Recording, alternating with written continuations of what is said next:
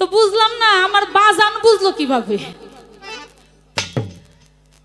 ওই চৈত্র মাসে আপনাদের ঠান্ডা ঠান্ডা লাগতেছে না, একটু গরম লাগাই আর কি। চৈত্র মাসের দিন এক চাচা পালে গরু, যার কাছে যা আছে সেটাই কিন্তু তার কাছে 7 রাজার ধর। আমার যদি একটা গরু থাকে ওই গরুটাই আমার কাছে অনেক কিছু, আমার কাছে যদি একটা গাড়ি থাকে গাড়িটাই আমার কাছে অনেক কিছু, তাই না? চাচা গরু নিয়ে গেছে চকে, চকে গরু নিয়ে মাঝখানে খুঁটা গাড়ছে, খুঁটা গাড়ার পরে চাচার পানির পিপাসা লাগছে। তো পানির পিপাসা লাগছে, চাচা গরু রাইখা পানি খাইতে গেছে। এক পাড়ার মধ্যে মহল্লার মধ্যে যে পানি খাইছে, পানি খেয়ে এসে দেখে যে জায়গায় গরু রেখে গেছিল ওই জায়গায় গরু নাই। এখন চাচার তো মাথা নষ্ট হয়ে গেছে, হায় হায় আগুন হয়ে গেছে, হায় হায় আমার গরু গেল কই। চাচা এই গ্রাম ওই গ্রাম, এই মহল্লা ওই মহল্লা, এই পাড়া ওই পাড়া, এই চক সেই চক, খুঁজতে খুঁজতে চাচার অবস্থা খারাপ হয়ে গেছে। এখন খুঁজে পায় না, চাচার মন খারাপ, রাস্তা দিয়ে যায় আর মনে মনে ভাবে আমি তো একলা খুঁজে পাইলাম না, আমার ছেলেটারে নিয়ে তারপর আবার একটা ঘুর দিব আর কি খোঁজার জন্য। ছোট বাজাবেন এই কথা ভেবে রাস্তা দিয়ে চাচা যায় বাড়ির দিকে রওনা হয়েছে। অপোজিট সাইড থেকে ছেলে আসতেছে, ছেলে দেখে বাপের মন খারাপ। এখন ছেলে বাপের কইতেছে, ও আব্বা কি গো আব্বা তোমার মন খারাপ কে? তোমারে কি কেউ কিছু বলছে? বললে তুমি আমারে বলো। এখন চাচা মন খারাপ করে কইতেছে, না রে ভাই কেউ কিছু কয় নাই। যখন কইছে না রে ভাই কেউ কিছু কয় নাই, ছেলের তো রাগ হয়ে গেছে, হায় হায় বাপে আমার কয় কি? হ্যাঁ এই মন খারাপ হয়ে গেছে, রাগ হয়ে গেছে, ছেলে রাগ হয়ে বাপের আগে বাড়ি গেছে। বাড়ি যায় ফুসফুস করতেছে রাগে। মা কইতেছে, কি রে বাবা তুই ভালো মানুষ গেলি, এত রাগ হয়েছে কারণ কি? মারে বলে আর কয় না, আমার বাপের তো মাথা নষ্ট হয়ে গেছে। কই কেন কি হয়েছে? কয় আমি তার মন খারাপ দেখে জিজ্ঞেস করলাম, আব্বা তোমার কি হয়েছে? আমারে একটা ভালো কথা বলতে পারতো, সে আমারে বলে না রে ভাই কিছু হয় নাই। সে আমারে বাজান বলতে পারতো, সে আমার এই যে ভাই বললো এটা কি ঠিক হয়েছে? আর দূর মইসা আজকে বাড়ি আসু, হ্যাঁ আজকে খবর আছে। মন খারাপ করে বউ বসে রয়েছে, কোন সময় দূর মইসা আসবো। এদিকে আইসে পড়ছে দূর মইসা, এখন জিজ্ঞেস করতেছে, কি গো? হ্যাঁ গো তোমার ছেলে জিজ্ঞেস করছে তোমার কি হয়েছে, তুমি বলতে পারতা বাবা সোনা বাছা ধন না, তুমি এই যে ভাই কইছো তার কারণ কি? কয় আর চৈত্র মাসে গরু আড়াইলে এমনই হয় রে মা।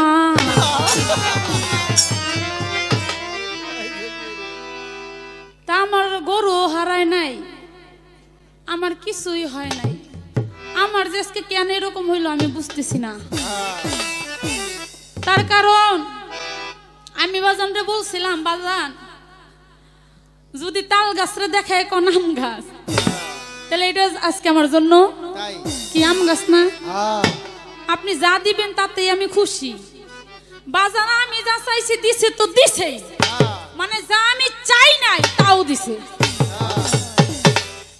আমার মাথাটা কেন নষ্ট? আমি যদি জানতাম বাবা এত দিব তাহলে আমি চাইতামই না। এত দিবে আমার বাজান, কারণ আমি জানি আমার বাজান অফুরন্ত ভান্ডার নিয়ে বসে আছে, কিন্তু 3 প্রশ্নে যে এত দেওয়া দিব এইটা আমি জানতাম না। জানলে আমি প্রশ্নই করতাম না, খালি বসে যাইতাম।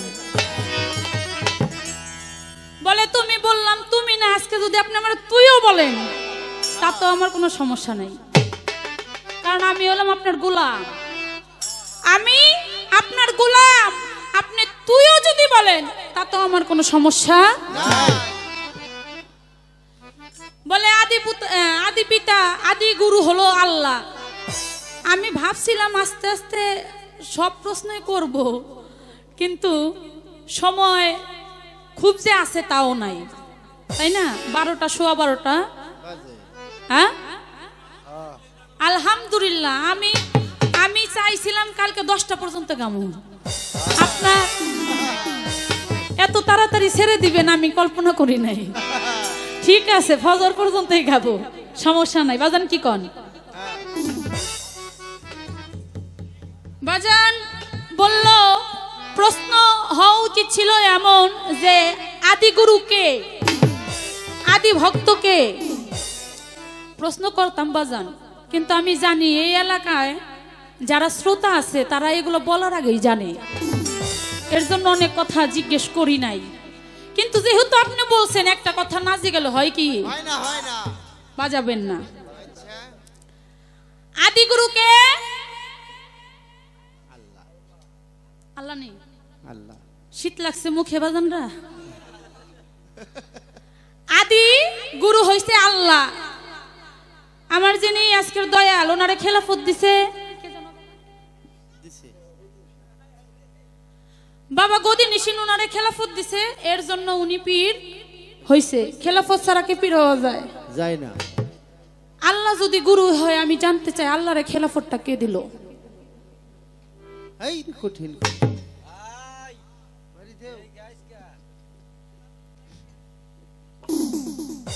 কি বলেন আপনারা? খেলাফত ছাড়া কখনো গুরু হওয়া যায় না। খেলাফত ছাড়া যদি গুরু হওয়া যাইতো তাহলে আমিও গুরু হইতাম। কি কন আপনারা হইতেন না?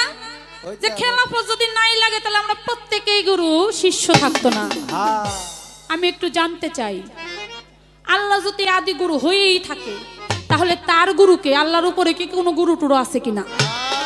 আর যদি কোনো গুরু না থেকে থাকে, আমার আল্লাহই গুরু থেকে থাকে, তাহলে তারে খেলাফতটা দিল কে? এটা আপনার কথা থেকে আমার একটা জানার বিষয়। দয়াল সনাতন ধর্মের অনেক কথা কইছে, আমি বুঝলাম না। আমি দয়ালের সাথে মিশতে চাইবো, দয়াল না একটু বারে বারে মিশাইবো। আজকে দয়ালই তাই না আমারে মিশাই নিতেছে, এটা আমার ভাগ্য। আমি অনেক ভাগ্যের অধিকারী আজকে যে প্রথম মঞ্চে দয়াল আমারে নিজের করে নিছে। সেটা কেমনে আপনারা শুনেছেন? রামের গল্প বলছে না? বলছে নাকি? হনুমানের গল্প বলছে না? ভক্ত বুক ছেড়ে দেখালো, বুকের মধ্যে যুগল মিলন, মিলন হয়ে গেছে না? হ্যাঁ, দয়াল যত তাড়াতাড়ি আমার বুকের মধ্যে টেনে নিব আমি কখনো ভাবতে পারি না। তো এটা আমার জন্য সৌভাগ্য। একটু কীর্তন গাই, কি বলেন আপনারা? সেই দিকে লক্ষ্য করে একটা গান আমার দাদা উস্তাদ মাতাল কবি রাজ্জাক দেওয়ানের রাখি। তো একটু ছোট ছোট মঞ্চই করতে চাইছিলাম, কিন্তু দয়াল যা কয় তাই তো ভালো লাগে। আমি ছোট্ট করে আর একটা গান গাইবো, আমার দয়াল আবার আমাদের সেই আনন্দের সাগরে ভাসাবে। কারণ মুর্শিদ, সে যে প্রকৃত পক্ষেই মুর্শিদ, এটা বোঝা যায় তার কথা শুনলে। দয়ালের কথা শুনতে ভালো লাগে, সে যাই বলুক না কেন। তার মধ্যে তো আজকে দয়াল অমৃত বানিয়ে আমাদের শোনাইতেছে। তাই সেদিকে লক্ষ্য করে আরেকটি গান, এটা একান্ত আমাদের প্রয়োজন, যার কারণে এই গানটা আমার দয়ালের কাছে এখন রাখা।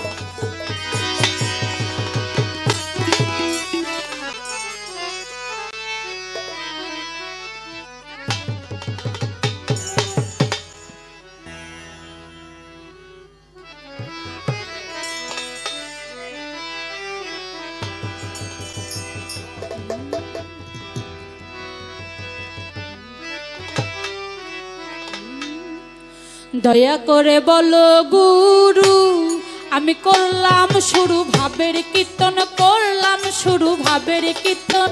ছিলাম কোথায়, এলাম হেথায়, যাব কোথায় নাই নিরূপণ।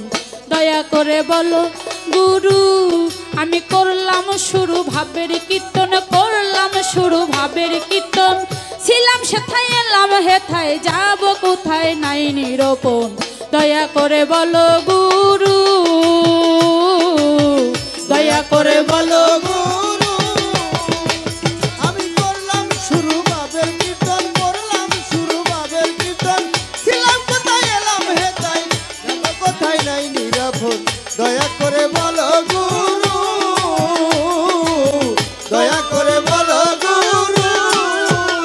দেখি একই ভান্ডে পুত্র কন্যা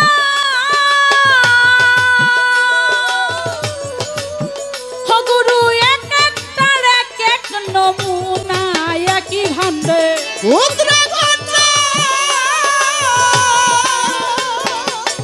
ও গুরু এক একটার এক এক নমুনা দেখি অন্ধ আতর ন্যাংরা কানা অন্ধ আতর ন্যাংরা কানা অন্ধ আতর ন্যাংরা কানা রূপ নমুনা ভিন্ন গঠন। দয়াল বলছে আমরা গঞ্জ মফিতে ছিলাম নাকি, সেথায় ছিলাম, এলাম এলাম হেথায়, আবার যাব কোথায় নাই নিরূপণ। দয়া করে বলো গুরু, করলাম একটু শুরু ভাবের কীর্তন। দেখি একই ভান্ডে পুত্র কন্যা এক একটার এক এক নমুনা। আমরা যারা পিঠা বানাই, শীতের দিনে পিঠা বানাই, অনেক রকমের পিঠা আছে, আছে না বাজানরা? নকশি পিঠা আছে, পুলি পিঠা আছে, সিদ্ধ পুলি আছে, বাদা পুলি আছে, মুরগ সংসার আছে, চিতই পিঠা আছে। ওই চিতই পিঠা আবার একটা ভিজাইলে জানি কি পিঠা হয়, ভিজাইনা পিঠা। এই শীতের দিনে জামাইদের আদর কইরা শ্বশুর বাড়িতে খাওয়ায়, দেয় না দেয় না? এই ভিজাইনা পিঠাই বানায়। আগে চিতই পিঠার গুলা গুলাইতে হয়, মায়েরা ভালো জানেন কি গুলা গুলায়। দয়াল আমার মা এক, আমার বাজান এক, কথা ভালো গুলা এক, যে স্বাদের মধ্যে বানায় খোলা খোলা এক, বাপ এক, মা এক, গুলা এক, খোলা এক নাকি? তাই আমরা 5 ভাই বোন 6 ভাই বোন, একটা ন্যাংরা, একটা লুলা, একটা বুবা, একটা কানা, একটা বুসা, একটা নাহা, হয় না? হয় হয় হয়। আমি একটু জানতে চাই, অনেক গুরু ধরা ব্যক্তিরও এরকম হয়, হয় না বাজানরা? হয়। একটা সাধারণ মানুষ যারা গুরু ধরে নাই, আর একটা অসাধারণ মানুষ মনে করি যারা গুরু ধরছে। যারা গুরু ধরে নাই তাদের এরকম হইলে আমি খুব একটা অস্বাভাবিক মনে করি না, কিন্তু যারা গুরু ধরছে তারাও যদি এই কাজ করে, তাদেরও যদি এরকম চোরচোরটা হয়, আমি মনে করি গুরু ধরার চেয়ে না ধরা ভালো।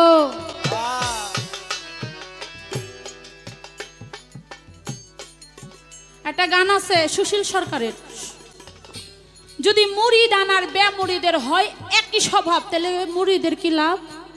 কোনো লাভ আছে? যদি মুরিদ আনার বেমুরিদের হয় একই স্বভাব, তাহলে মুরিদের কি লাভ? যে মুরিদ হইছে আর যে বেমুরিদ, তাদের স্বভাব আলাদা আলাদা থাকতে হবে। দয়াল আমি মুরিদ হইছি, আমি একটা ওলি জন্ম দিব। আহা কথা সত্য। তোর জন্ম দেওয়ার তো প্রশ্নই আসে না। কি বলে? আমি গুরু ধরেছি, ভান্ডারের হাতে হাত দিয়েছি, আমি যদি চোর চোরটা জন্ম দেই, বদমাইশ জন্ম দেই, তাহলে ভান্ডারি নামের কলঙ্ক মনে করি। বলি হরি কথা নাকি? কারণ আমি মুরিদ হইছি। ও দয়াল, আমার তো সবই মুরিদ হইছে, আপনার কাছে হইছে না? সবই যদি মুরিদ হয়, আমার মুরিদের ভিতর থেকে আবার ওই রকম একটা আসে কেমনে? ওটা তো পিসাব আসার কথা। কি বলেন আপনারা? আমি মুরিদ হইছি, আমার ভিতর থেকে যা আসবে মুরিদ হয়েই আসবো। কি হয় না? শাহজাদা আসে না? হ্যাঁ আসে না? কি বলেন আপনারা? আসে। তাহলে চোর চোরটা হওয়ার তো কোনো প্রশ্ন আসে না। কি কর্ম করলে এখনকার যুগেও নাকি অলি জন্ম দেওয়া যায়? এখনকার যুগে অলি জন্ম দেওয়া সম্ভব। আমি জানতে চাই কি কর্ম করলে আমার ভিতরে এইরকম কোনো খারাপ সন্তান, এরকম কোনো বিষয় আসবে না, আমার মধ্যে একটা অলি আমি নির্ধারণ করতে পারবো। আপনি একটু বলে দিবেন ওই কর্মটা কি, কোন কর্মের গুণে আমি একটা সন্তান, সুসন্তান জন্ম দিতে পারি? দয়া করে বলো গুরু আমি করলাম শুরু বাবের কীর্তন করলাম শুরু বাবের কীর্তন ছিলাম কোথায় এলাম হেতায় কোথায় যাব নাই নিরাপদ দয়া করে বলো গুরু দয়া করে বলো গুরু শুনি 24.5 চন্দ্র দিয়া গুরু মানব দেহ দেহ বানাইয়া 24.5 চন্দ্র দিয়া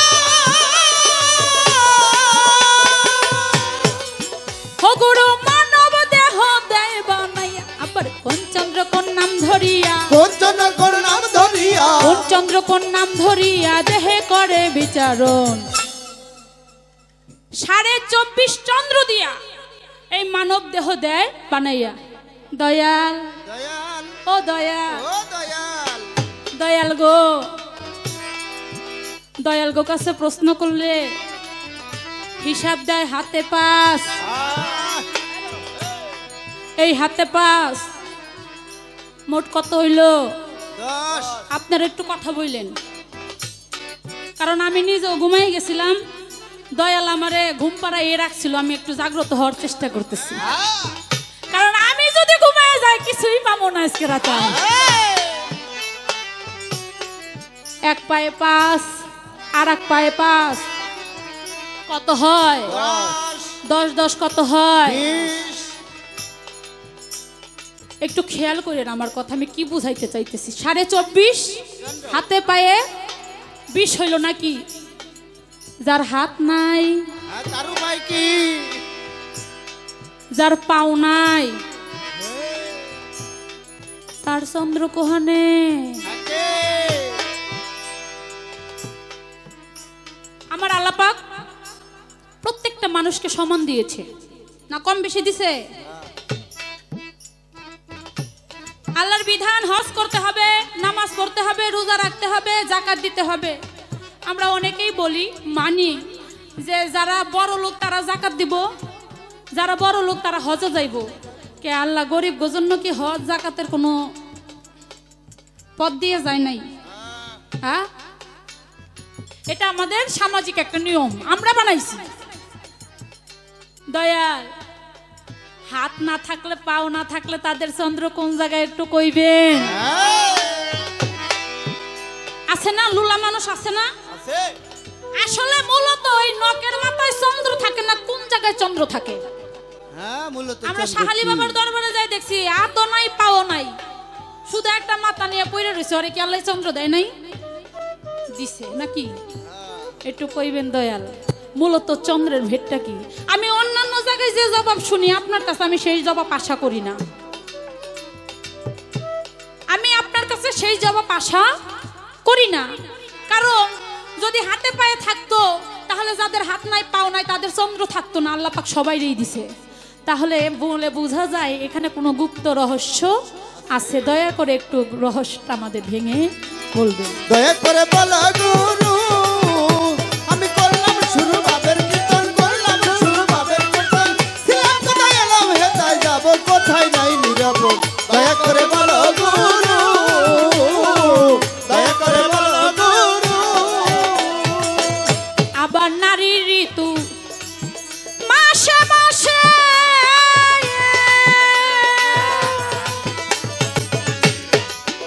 দয়াল পুরুষের ঋতু কোন দিবসে দেখি নারী ঋতু মাঝে মাঝে দয়াল পুরুষের ঋতু কোন দিবসে দেহে কবে কখন জোয়ার আসে কবে কখন দুয়ার আসে কবে কখন জোয়ার আসে জলে ভাসে সারা বদন নারী ঋতু মাসে মাসে এটা আমরা মায়েরাও জানি ইন্টারনেটের যুগ বাবারাও জানি ভাইরাল হয়েছে এটা অস্বাভাবিক কিছুই না পুরুষেরও নাকি ঋতুস্রাব হয় এটা আমার কিন্তু কথা না এটা আমার কথা না এটা আমার দাদা উস্তাদ মাতাল কবি রাজ্জাক দেওয়ান বলে গেছে নারী ঋতু মাসে মাসে পুরুষের ঋতু কোন দিবসে এই দেহের মধ্যে কবে কখন জোয়ার আসে আমরা লালন সাইজের দরবারে যাই আপনার এলাকা গেছি ওই জায়গায় দেখি লেংটি পরে হাঁটে কিছু কিছু সাধু আছে না হ্যাঁ হাঁটে। লেংটি পরে হাঁটে, যখন সূর্যোদয় হয় লেংটি খুলে এই সূর্যের দিকে ধরে এরকম করে তাকিয়ে তাকিয়ে কি যেন দেখে। আমি জানতে চাই ওইখানে কি এমন সাধনা আছে। আমার মনে হয় 100 জন পুরুষ থাকলে তার 99 জন পুরুষই জানে না তার ঋতুস্রাব কবে হয়। যদি জানতো তাহলে সেই দিনই সে মহামূল্যবান ধনরত্ন মণি মুক্তা অর্জন করতে পারত। আইসি কিছু নিতে নাকি? হ্যাঁ তাই। হ্যাঁ আসছি কিছু নিতে।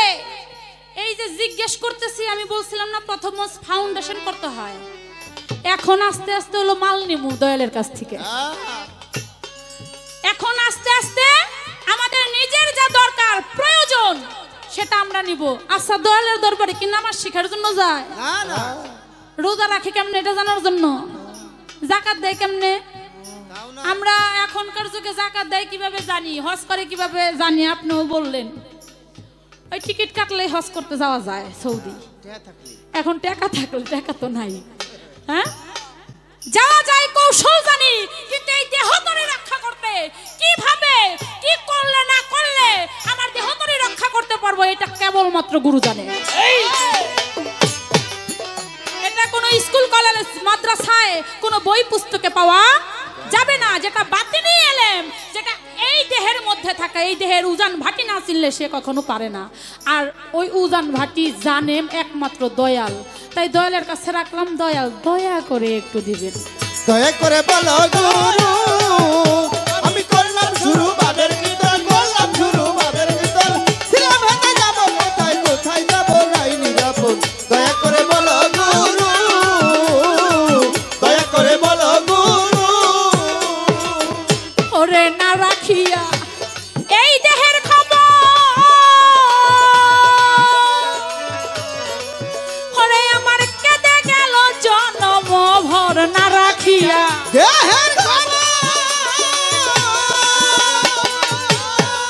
দয়াল আমার কেঁদে গেল জনম ভর। মাতাল রাজ্যকে কয় রিতারে তোর, রাজাকে কই হৃদয়ের ধর। মাতালে কয় রাজ্যকে কয় রিতারে তোর, জনম গেল পশুর মতো। দয়া করে বলো গুরু, আমি করলাম শুরু ভাবের কীর্তন, করলাম শুরু ভাবের কীর্তন, ছিলাম কোথায় এলাম হেথায় যাব কোথায় নাই নিরূপণ। দয়া করে বলো গুরু, আমি করলাম শুরু ভাবের কীর্তন, করলাম শুরু ভাবের কীর্তন, ছিলাম হেথায় এলাম হেথায় যাব কোথায় নাই নিরূপণ। দয়া করে বলো গুরু, দয়া করে বলো গুরু। না রাখিয়া দেহের খবর, আমার কেটে গেল জন্ম ভর। মাতাল রাজ্জাকে কয় রিতারে তোর, জন্ম গেল একটা পশুর মতো। যে দেহের খবর না রাখতে পারে তার জন্ম পশুর মতো চলে যায়। তো আমরা দয়ালের দরবারে যাই তো পশুর মতো মরার জন্য যাই নাই নাকি? আমি আইছি দয়ালের কাছে পশুর মতো মরার জন্য না, একটা মানুষ হয়ে যাতে আমি আমার সেই ভবপারে যাইতে পারি।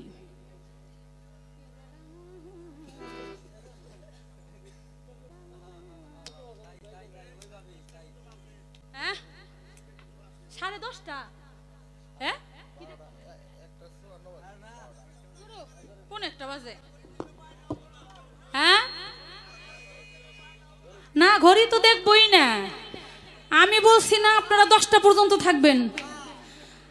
এই যে চামটা মির্জাপুর না, চামটা মির্জাপুর, কালকের পরের দিন এই যে চামটা মির্জাপুর ফকির আবুল সরকারের সাথে গান। এইখান থেকে দরকার হলে গান শেষ করে ডাইরেক্ট ওই জায়গায় গানে কোন এই যাবো ডাইরেক্ট? এই জায়গায় গান শেষ করে দরকার হলে বাড়ি আর যাবো না, ডাইরেক্ট গানে যাবো।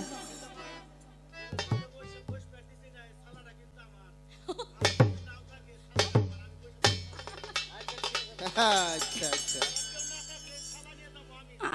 আচ্ছা ঠিক আছে। ওই তাইলে তো আমার কোনো ভয় নাই, ছালা আছে আজকে। ওই এক চাচা ওয়াজ করে খুব কান্নাকাটি করতেছে। আচ্ছা হ্যাঁ ওনার কান্নাকাটি করতেছে এমন ওয়াজ টান দিছে, লাস্টে মোনাজাত করে না, হ্যাঁ হ্যাঁ মোনাজাত কিন্তু বড়ও করা যায় ছোটও করা যায়। ওই কিছু কিছু জায়গায় আমাদের যেমন কয় বন্দনা ছোট করবেন, মুন্সি মৌলবী আলেম যারা ওয়াজ করে তাদেরও কয় বলে যে মোনাজাতটা একটু ছোট করেন।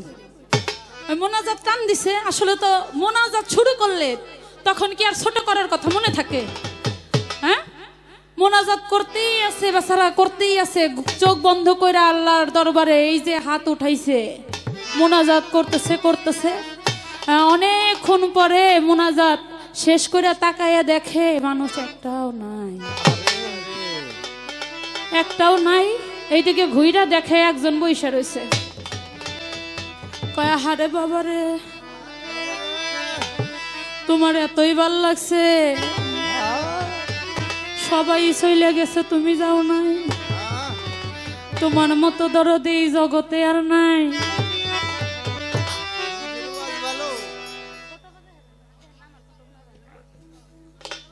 হ্যাঁ, এই কথা বলে কয় চাচা আসো, তুমি আমার বয়সে ছোট, আমার ভাতিজার বয়সে আসো, তোমার একটু দোয়া করে দে। কয় চাচা দোয়ার দরকার নাই, হ্যাঁ আপনি বৈশা রয়েছেন, আমি যাইতাম কোন সময়, বৈশা রয়েছেন যে চাদর, ওই চাদর ডলা আমার, এর জন্য যাইতে পারি নাই। তো আমার এই ভাই আর কি এরকম একটা কথা বলে গেল আর কি।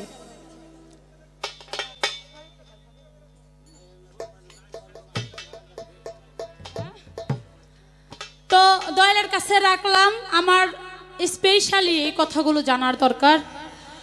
আরো কিছু কথা আজকে আছে, তো সময় পারবো কি না জিজ্ঞেস করার এটা আমি জানি না, কারণ আমি জানি। ও এই রাখ বন্ধু, আর একটা প্রশ্ন একজনকে করছিলাম জীবনে, কারণ আমি এই প্রশ্নটা এটা আমার নিজের আবিষ্কৃত, আমি এটা কারো কাছে শুনে করতেছি না। আমাদের বাউল গান এটা লেখে পড়ে অনেকে অনেকের কাছে শুনে তারপরে প্রশ্ন গান এইটা সেটা করতে হয়, তাই না? কিন্তু আমি যে প্রশ্নটা করবো বাজান, সেটা আমার মনের চাওয়া, একান্ত এটা আমার ব্যক্তিগত চাওয়া। সেটা হলো, আমার বাজান বলছে মন ষড়রূপু এগুলারে আয়ত্তে আনতে হইব, 10 ইন্দ্রিয়, তাই না? বৈজ্ঞানিক রিসার্চ করে দেখেছে এই যে আলো, এই আলো নাকি 6,66,000 বার, 6,66,000 অতিক্রম করে 1 সেকেন্ডে, 1,86,000 বার 1 সেকেন্ডে অতিক্রম করে। হ্যাঁ, একটা মন তার চাইতো অনেক দ্রুত অতিক্রম করে। তাহলে মন কত দ্রুত চলাচল করে? মনে করেন আমি একটা চিন্তা নিয়ে ভাবতেছি যে আজকে আমার জমিটার সালিশ হইব, আল্লাহ জানে জমিটা আমি পামো কি পামো না, এটা নিয়ে ভাবতেছি। একটু পরেই কিভাবে যেন অন্য দেশে চলে গেছি। আজকে একটা অ্যাক্সিডেন্ট দেখলাম, অ্যাক্সিডেন্টে লোকগুলি মারা গেল না বাঁচলো, এরকম হয় না? মন নাকি কখনো একাকিত্ব থাকতে পারে না। মন সিঁড়ি, যেমন এক সিঁড়ির পরে এক সিঁড়ি উঠতে হয়, মনটাও ঠিক তেমন, এক সিঁড়ি থেকে আরেক সিঁড়ি, আরেক সিঁড়ি থেকে আরেক সিঁড়ি, এক চিন্তা থেকে আরেক চিন্তা, আরেক চিন্তা থেকে আরেক চিন্তায় অগ্রসর হয়। আমি একটু জানতে চাই, এই যে মন এক সিঁড়ি থেকে আরেক সিঁড়ি, এক ভাবনা থেকে আরেক ভাবনায় যায়, যাওয়ার মাঝখানে যে একটা জায়গা থাকে, কি আমার কথা বুঝতে পেরেছেন আপনারা? আছে না, আমি এক ভাবনা থেকে আরেক ভাবনায় গেলাম, কিন্তু মাঝখানে একটু সময় জানি আমি কইছিলাম, হয় না এরকম বাজার না? আমি একটু জানতে চাই, আমার মন এক ভাবনা থেকে যে আরেক ভাবনায় গেল, এক স্টেশন থেকে যে আরেক স্টেশনে গেল, ওই 2 স্টেশনের মাঝখানে যে জায়গাটা, ওই জায়গাটায় আমার মনটা থাকে কোথায়? আমি জানি না এই প্রশ্ন এইভাবে আপনাকে কেউ করছে কিনা, এটা আমার নিজের জানার দরকার। কারণ আমি নিজে অনেক সময় ভাবি যে আরে আমি তো এটা ভাবতেছিলাম না, এইটা ভাবতেছিলাম, এইখানে আসলাম কখন, এই ভাবনায় আবার কখন আসলাম। তাই আমি একটু আপনার কাছে জানতে চাই, মূলত ওই জায়গাটার মধ্যে কিভাবে মন লুকায়া থাকে আর কোথায় থাকে, এই একটা কথা। আমার বাজান খুব সুন্দর করে বনের হনুর গল্প বললেন। আসলে বাজান